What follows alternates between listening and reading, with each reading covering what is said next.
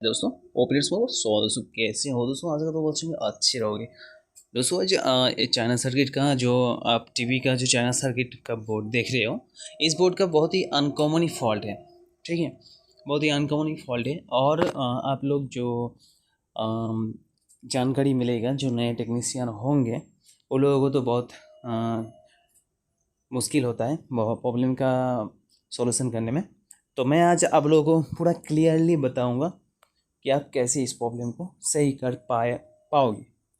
तो चलो, इसके लिए ना फर्स्ट टाइम आप लोगों को जानकारी लेना है। कोई सा भी प्रॉब्लम अगर आते हैं आपके पास, तो उसका फर्स्ट टाइम जानना पड़ेगा कि उसका कौन सी जगह से प्रॉब्लम होता है। ठीक है, कोई सा भी प्रॉब्लम हो उसको जानना पड़ेगा कि आपको कि कहाँ से प्रॉब्लम हो सकता है। तो अगर प्रॉब्लम आप जान सकोगे कि कौन सा सेक्शन से प्रॉब्लम हो रहा है, तभी आप रिपेयर कर सकते हो, अदरवाइज कुछ नहीं कर सकते। तो अगर आप टेक्नीशियन बनोगी, टेक्नीशियन हो, तो आपको कुछ काम ऐसा होता है कि आप करते करते सीख जाओगे। ठीक है, हैबिट बन जाएगा और प्रॉब्लम आपको टीवी पे देख के ही पता चल जाएगा। 99% पता चल जाता है कि कहाँ से हो सकता है। ठीक है, ये हैबिट के ऊपर डिपेंड करता है। लेकिन इस सर्किट पे जो मैं दिखाने वाला हूँ आप लोगों को, वो है टीवी का जो फोकस का प्रॉब्लम होता है। समझ रहे हो ना। बहुत प्रॉब्लम जो होता है ना, बहुत सारे कारण होता है कि टीवी का जो फोकस पे प्रॉब्लम।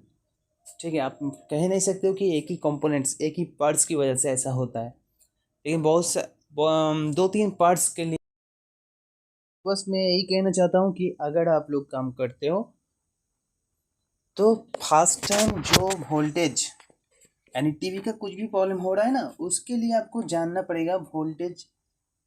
क्योंकि टीवी का जो खेल है वो सारे खेल वोल्टेज के ऊपर डिपेंड करता है कि क्या वोल्टेज, कौन सा वोल्टेज कहाँ पे लगेगा। कहीं पे भी हम लोगों को नॉर्मल सी आप सपोज मान लो कहीं पे भी 1 वोल्ट लगेगा। ठीक है, कहीं पे भी 3.3 वोल्ट लगेगा, लेकिन उस जगह पे आपको शो हो रहा है 1 वोल्ट।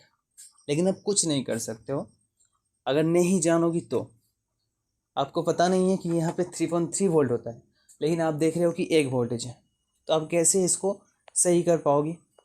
अगर आप जानते हो कि 3.3 वोल्ट ही यहाँ पे आना चाहिए, तब आप क्या करोगे?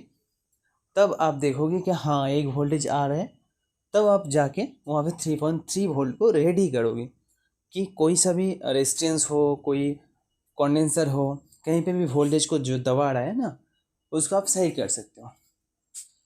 तो जैसे इस सेट पे प्रॉब्लम आ गया है, फोकस का प्रॉब्लम, तो मैं स्टेप बाय स्टेप काम करूँगा, आप लोगों को दिखाऊंगा। आप लोग बने रहिए वीडियो के साथ कि कैसे देखो इसका रिपेयर मैं करता हूँ।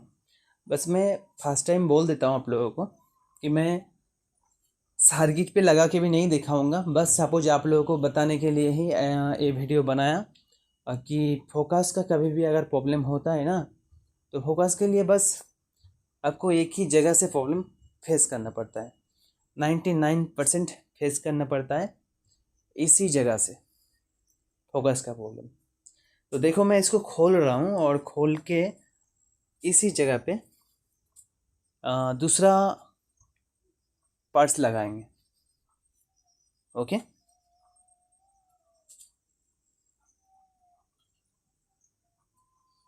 तो चलो इसको खोल लेता हूँ।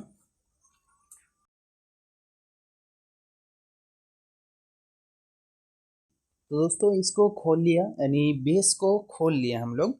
और बेस को खोलने के बाद इसी जगह पे एक दूसरा बेस लगाएंगे।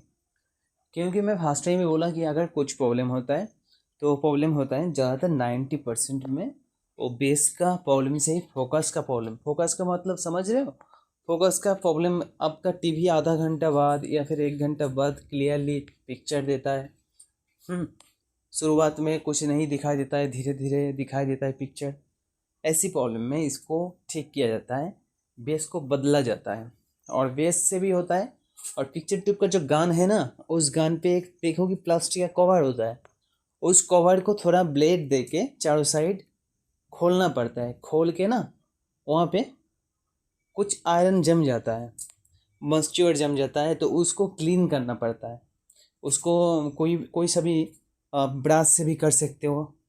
थिनर से कभी मत करना, हो सके तो केरोसिन दे के करना, ठीक है। तो आपका प्रॉब्लम सॉल्व हो जाएगा। तो देखो यहाँ पे मैं नया जो बेस है उसको लगा रहा हूँ।